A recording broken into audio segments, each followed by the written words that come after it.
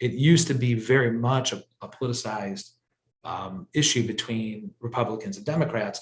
Now I think it's actually becoming more of a realization that this is a significant economic impact on people's cash flow and therefore their ability to stimulate other things in the economy that affect everybody regardless of political beliefs. Correct. Yeah. And regardless of I guess, a political ideation, but there is a student loan or education issue in the United States because of the amount of student debt, especially on the millennial generation, that it's almost like mortgage size type of loans. You're talking 100 grand plus that they're trying to pay off, earning maybe 60 grand a year. Welcome to Critical Thinking Required, hosted by LBW. This podcast is intended for free thinkers, entrepreneurs, and knowledge seekers. Join us as we discuss relevant financial topics, explore with guests their financial journeys, and engage with experts in industries such as space, media and entertainment, real estate, and many more. Buckle up and enjoy the ride. Welcome to Critical Thinking Required. You're with your host, myself, Tim Bickmore, and I have here with me my colleague, Dan Weiss. And today we're going to talk about student loans. We're going to just talk about the history of student loans and a few different other things. We're going to hit on specifically the PSLF, or the Public Service Loan Forgiveness, and a few other items that we just haven't really chatted about that we wanted to chat about and explain to our viewers and our audience. Before we do that, as always, if you do like our content, please share, subscribe, and like what we do. We're all over the place: Spotify, Buzzsprout, Apple Podcasts, the works. So please like, subscribe, and share our content to help us out. Dan, do you want to start us off? I'm happy to take it from here. You bet. We actually do. If people are like, oh, these guys have talked about this before. No, we haven't given it its due justice, because we hit it all the time, especially the last couple of years during COVID on our updates quarterly. But this topic, it deserves its own podcast. I don't know how that hasn't happened yet, but I don't either. Here we are. Better late than never. True. Very true. All right. Well, Tim's really leads the expertise within the firm on this topic.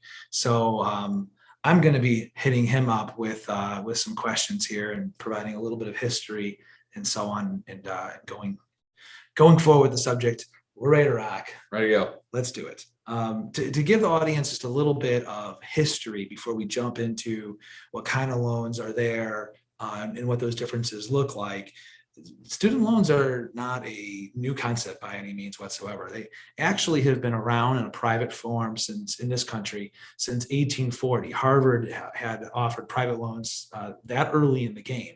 What's really crazy about that, though, is student loans as we see them today, and we'll talk about being part of a federal program, did not actually show up until 1958. And that was a response to the Russians launching the Sputnik satellite, and the United States feeling a need to be able to compete and wanting people then to study fields like education and science, and engineering was the other one, started offering loans to get people to go to school to compete with the Russians. So you're saying STEM got us started? I guess so. Yeah. Isn't that funny? That's a full circle, right? Yeah, that is full circle. And it's always the Russians, I guess. They kind of fire us up, right? So that's actually the start of student loans. And we didn't see, today people are familiar with the term FAFSA, FAFSA, as part of the application process. That actually didn't get launched until 1992. Wow. It's a long time ago. That part I definitely remember, right? I do as well. That's what that is, right? So just to kind of give you a little bit of ballpark, that's the fun stuff that we're going to be talking about. Those are good fun facts. Well, thank you. I'm glad to contribute that piece, because most of this is coming from Tim today, right? So Tim, can you tell us a little bit about some of the types of student loans that people encounter, and really kind of focus on things like subsidized, unsubsidized, Sure. Subsidized, unsubsidized, and then private and really a federally backed. Yeah. So there's a lot of different opportunities or options when it comes to student loans. So if you're really to start high level, you could say, okay, there's private student loans. What that means is that you're going through a private institution. So it's not backed by the US government. So it could be a bank, it could be your local credit union, some sort of institution that's willing to give you a loan to pay for your education or to go to school. Then you have the other side of it, which would be a federal loan. So all that really means is that it's backed by the federal government.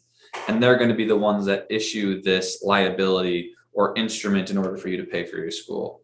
If you go down another level of what those may look like, private student loans are pretty straightforward. It's very similar to like an amortization schedule, like a mortgage. Depending on the amount that you get, there's going to be a repayment term. There isn't any cool things of like forgiveness or anything like that. The private institutions aren't going to be as favorable in that regard. But it also can be beneficial depending on if people are trying to get more money than what maybe the federal government would be able to provide them. So I don't want to poo-poo private loans, but it's really more of understanding what you're trying to achieve and what your goals are as a student. And then on the federal side, there's a lot that's on the federal side from the standpoint of, like Dan mentioned, subsidized versus unsubsidized. There's what's called a Perkins loan or a Parent Plus loan. There's then also just geared towards the student. And typically, in order to get that aid package, you do have to fill out the FAFSA form to be able then for the government to come back and say, hey, this is what you can be awarded based off of what your family earned. I think it's family earned income credit, I think. So what your family can, family earned income contribution. Can't remember what the acronym is now. But it's essentially what your family can contribute to your loans. And then that's how the federal government provides, Pell grants, which is not a loan, but actually a grant, or other potential scholarships that you could earn. And then also what your loan package could look like. Now, if you're looking at, okay, well, what's the difference between a subsidized versus an unsubsidized loan? Typically speaking, when you're looking at a subsidized loan, what the government's saying is they're saying, hey, let's make a deal. And let's say while you're going through school, you do not need to pay on your loans and you will not accrue that interest. We're going to subsidize the accrual of the interest until you complete your education and you're in work. An unsubsidized loan would be the exact opposite, meaning that the government will not go ahead and subsidize that accrued interest. And if you are not paying interest-only payments, potentially, then you will accrue interest over that time frame while you go to school. So that's another just kind of factor you have to understand. When it comes to like comparing rates to privates and federal, it depends on the environment. I would say that depending on when you're going to school, the federal government was probably maybe not out competing private loans, especially when students would actually do 4 years of education. Because it was 4 years ago when they maybe got that loan, going into the private side, private loans may have dropped. So the private institutions would try to actually, kind of say, hey, come over here and go to the private side because your interest rate is going to go from, let's say, 5% to 2.5%. So it's just something that you have to weigh out. But the difference too between private and public or federal is that the federal government also has a lot of programs to potentially forgive those loans. Now, I will admit, though, you have to be very cautious about that potential forgiveness because there's a lot of nuance into how to actually make that happen, what jobs you go to, what you're doing, your profession, and you have to really understand if you're even eligible and then understand how to become, not even if you're just eligible, but then understanding the inner workings of that eligibility to make sure you're doing everything you can so the government can't come back and say, sorry, Dan, you're on the wrong payment structure. None of that counts. For example, tracking it is a big piece of this. Yeah, and typically speaking, tracking it does happen on the back end with the federal government. So a really easy example would be the Public Service Loan Forgiveness Program. You can submit a document on an annual basis to provide an updated copy of your employment saying, hey, this was a qualified employer. I had qualifying payments. They will verify that, and then they will let you know. You could also not do that for 10 years because, again, it's a 10-year program. And then at year 10, you could fill all of that out. And then they could be like, okay, great. But typically speaking, you kind of want to do it as you go in case you're not doing something appropriate. I should also mention in the federal world, this doesn't happen as much anymore because the government has switched programs. But there was the FEEL program, which is like it started with Family Something Something Loan Program. That happened prior to 2007. A lot of people are on that specific program. But the government then switched to what's called the Direct Stafford Program, two different loan programs. And so some of these forgiveness programs, what would happen in the past, which we'll talk about here soon, is that if you were on the FEEL program, that actually didn't count. You actually had to consolidate onto the direct program to be eligible, even if you had a qualifying employer and were paying qualifying payments. So that's what I meant by and then if you're a nurse, for example, there's a ton of nurse forgiveness programs out there. If you're a teacher, so a lot of service-based work, there's a lot of potential forgiveness. which is really beneficial because they want to incentivize people to participate, but then participate in lower income areas and drive professionals into those areas with the incentive of saying, hey, we'll forgive any loans after this certain period of time. I think in a second here, it's probably important for us to talk about some of the changes that we've seen in these programs, especially as to how it relates to forgiveness. And I guess I can kind of start by doing that too, is and something we see happen all the time that creates a problem with this is that when you get out of school, especially for our clientele, people we know in the medical field, get hammered by having private deals come through that show very low rates on being able to consolidate these loans. The problem there is that in doing so could create a situation where you're no longer eligible now for forgiveness. Again, especially in medicine, where that does come into play more than other fields we look at, medicine and education. So that's a big deal that we probably should highlight here and then talk about the repayment piece. And let me take a step back. I think before we even do that, these changes, we've seen a lot of changes during COVID. And maybe we should kind of touch on what student loans have looked like during COVID, and then maybe kind of hit what the refinance piece looks like. Yeah, so COVID changed the game quite a bit in the sense of the student loan, and it really specifically hit the larger program, which was considered, again, like I mentioned, public service loan forgiveness program, which that program essentially states that if you work for a government, state, or some sort of government entity, so you could be a teacher at the state, you could work for the federal government, or you could work for a nonprofit organization, so nonprofit hospitals, nonprofit, just in general nonprofit organization, but it had to be a 501(c) to be able to be eligible as a qualifying employer. But if you worked for that type of organization for at least 10 years and you are on the income-based repayment plan and you did have 120 qualifying payments, anything left over, then the US government would forgive. That was what was a big program that they really launched from, like, look at this cool program, it's awesome. The problem with it prior to COVID was that the vast majority of people, it wasn't educated to the public, educated on how it actually worked, what program you had to be on. Again, going back to the FEL program versus the direct Stafford program, making sure you had to consolidate, making sure you had the right payment structure, again, being on the IBR plan, so income-based repayment plan, not on like a 20-year or a graduated plan. So there was a lot of these nuances that the vast majority of the public had no idea, but they were in the assumption that they were doing it correctly. And then they found out that they weren't, and that they were significantly behind relative to what they were doing. So it was really, really difficult, and it was frustrating to watch because we had worked with clients to see if we could figure it out over the last 7 years. And it was like, this really is kind of a joke. It sounds like a cool thing, but you also have to essentially live in, quote unquote, I don't want to say poverty, but pretty darn close to it. Because if you're on the income-based repayment plan, depending on how obviously that works, if you're making significant amount of money, you may pay the loan off in 10 years anyways, depending on what repayment plan that you picked. So it was just a lot harder to actually achieve relative to what the plan was meant to be. And then people messed up from the nuance.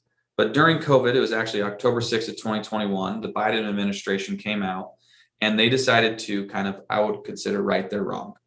And they came out and they said, look, we made a huge mistake. There was a lot of things that happened. And what we're going to do is we're going to give the people of the United States who could potentially fall underneath this program a year to do a waiver. And what we're going to say is that if you were on the FEL program and you had qualifying payments, it counts. Technically, if you had any type of payment, regardless if it was IBR or not, it also counts. But you had to go back, and it's still to this day that you can do it. It's gonna end in October of 2022. You can go back and retroactively look back at your payments to be able to be now a qualifying payment. You still may have to consolidate FEL to direct, but they'll allow it to those to count, which is huge.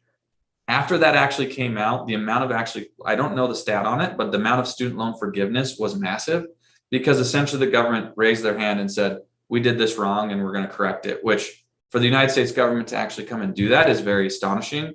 And it was, in my personal opinion, the right thing to do because of how they communicated the program. And it was really meant to help facilitate in really good areas, right? We're talking about, again, government workers, state workers, nonprofit workers, like these professions really should have this program based off the earned salary that they would receive. And we still need these people to be working in these really high impact jobs, but they're not going to be, the tech professionals that are making buttloads of money because of just what profession they have decided to go into.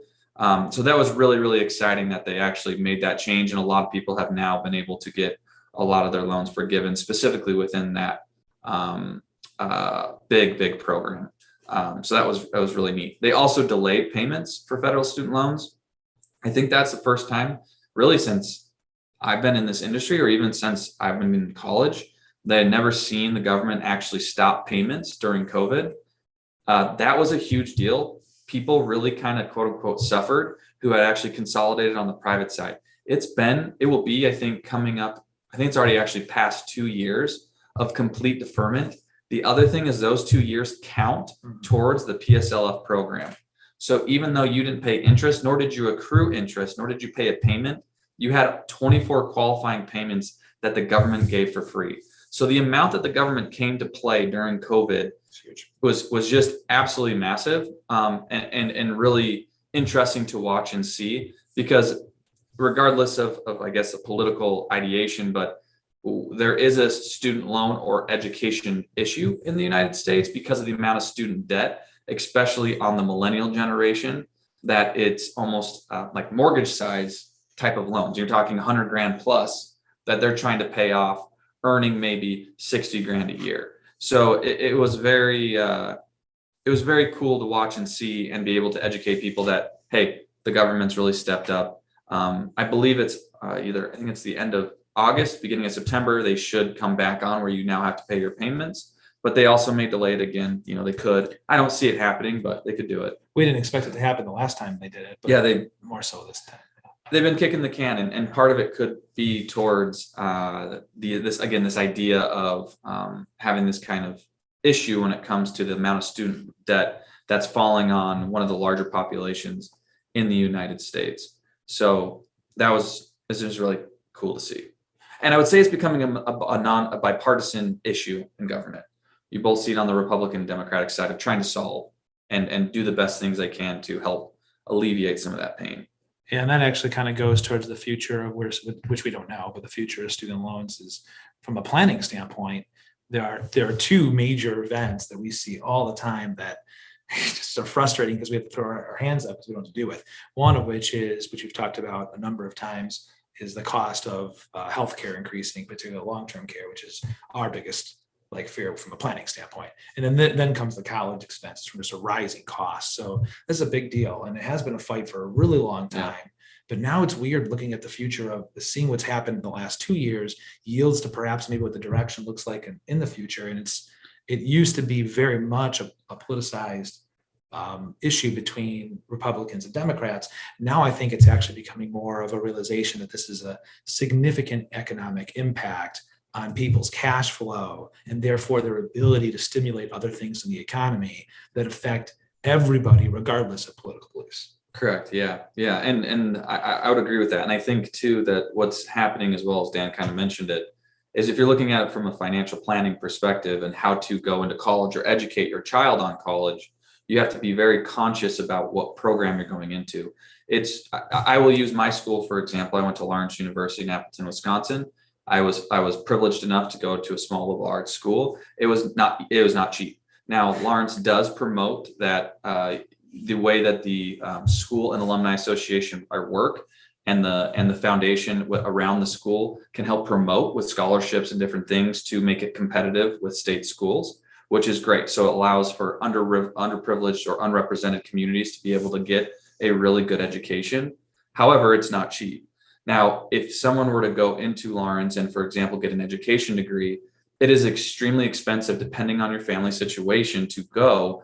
And then looking at the return on that investment relative to a teacher's salary, the numbers stop computing. That's the problem, is that it becomes almost where it doesn't make sense, where maybe you have to double major, maybe you have to think of a different career in order for that potential investment to truly pay off, depending on what you need to bring to the table for that type of because it's just expensive. So now people have to be conscious about, why am I going to school? Dan says it very well, that it's no longer, I'm just going to get the experience. You really have to be conscious on what the next steps in your life are going to be to see if it can make sense. Because I mean, we've had team members here who went to the MATC or Madison Area Technical College to go ahead and do their general eds, to then do a full transfer into UW, the University of Wisconsin-Madison, because it's a lot cheaper. And that is a really big promotion to be able to save on cost, because UW, if you're an out-of-state student, not cheap, in-state, very, very respective when it comes to the quality of education for price. But it's becoming a huge issue across the United States. And there's a lot of programs that the universities are starting to impact. UW's done it. Stanford has also put together a huge package for incoming students. So there is this college education is becoming too expensive relative, which is changing the relative idea of what it is. So you have to have more education around it and a little bit more of a better plan, so your child doesn't get stuck living paycheck to paycheck for 20 years. I think that's probably a good step to transition to close, and I'll start that and leave the honor for Tim to close up the rest of that with final thoughts. I'll piggyback right off of what Tim said. It's I felt like for me going to college did still have a lot of that experience, which was great. I'm sad to see but that is the reality. You can't do it. Yet it's still very important for you to go to college. So here's like the fiddler in the roof piece that I always love, is that it's college isn't going away. There's a lot of importance factors, and we're just going to talk about the economic piece, not even the life learning piece, but that does still exist, right?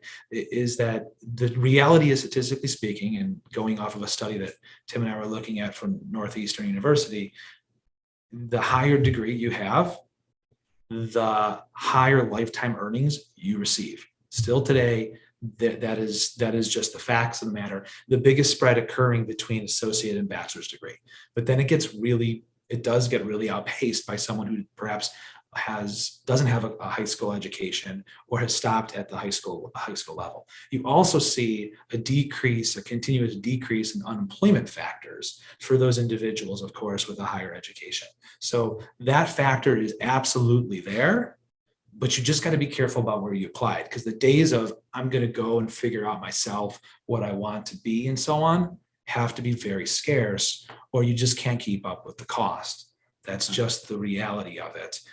The other piece that I'll say before passing the baton is really please explore this. We have a lot of people that don't explore what their opportunities are and just look at loans because they don't know anything different. And they've been told for a long time, if I want to better my life, I need to go to school. Clearly, based on the Fiddler thing, that's true, but there's a better than better not way to do that. So please explore that. I, for example, due to economic situations for my family, was really fortunate to see the financial aid covered the vast majority of my school, and academic scholarships took me the rest of the way.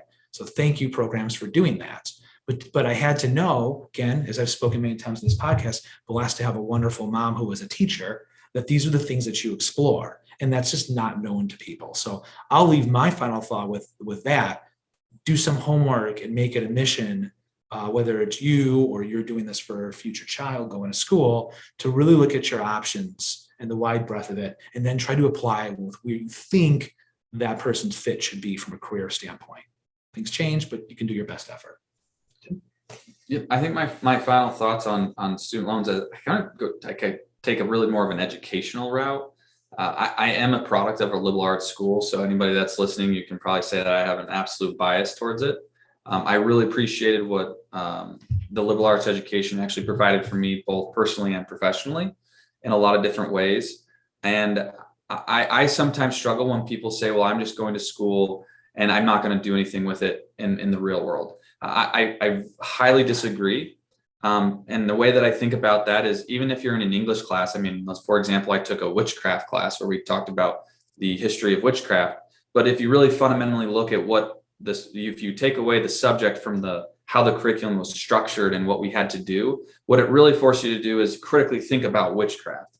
But what the process was and the system behind doing the research, that's where you actually learn and can apply it. So what it's really teaching you to do is to apply critical thinking to any subject that you may approach. So if people say, well, I don't need to know geometry, it's not about the content. It's about how to think about geometry is really the key to the subject. So I'm a very big believer in college education or higher education because it teaches you how to think and to critically think, which can be applied to any jobs anywhere from a contracting job, right, where you're using your hands, all the way up to a tech developer, all the way up to leadership management or in the arts. So I would say that, people, I think, sometimes have a negative rhetoric to it and will always use it. I will never use this in the real world. And I would, again, disagree and say, oh, absolutely, you'll use it every day of your life. You just may not talk about the same content. And so that is for me. And you can see it in the statistics when it comes to, obviously, the education. And as Dan mentioned from that, it's just, I think it's important. And I am a big believer in education for all communities, because I do feel it lifts everybody up. The more educated the population is, I think the better people can work together in a lot of different ways. So we have to work on that. And then also, with that being said too, I agree with Dan.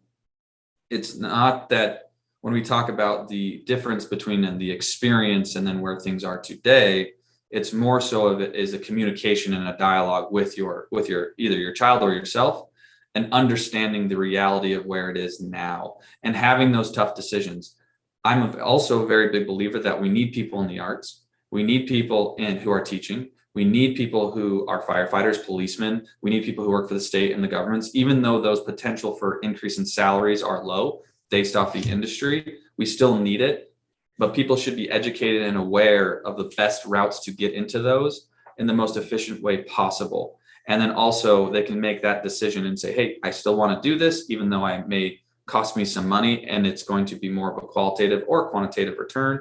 And this is how I'm going to approach it. But going in with your eyes shut is a problem. But if you go in eyes wide open, you can then be very prepared to take advantage of different opportunities, because again, the government does want to incentivize those types of programs. But I will admit that the government can also be very nuanced and very picky on how they are going to incentivize you. So you can't take it for, face value. You really need to know the fine print. And if you know the fine print, then you can take advantage of what the government's going to provide for you. Outside of that, though, it's a fun conversation, and we always like to talk about it. So I think that was one of my favorite closes, Tim. That Thanks. was really great. And thank you, everybody, for joining us. I hope you enjoyed listening to the conversation as much as we enjoyed talking about it. Have a great day. And until next time, take care of yourself. Thank you for taking the time to start your journey of thinking differently and listening to LBW talk about stuff they love. Until next time.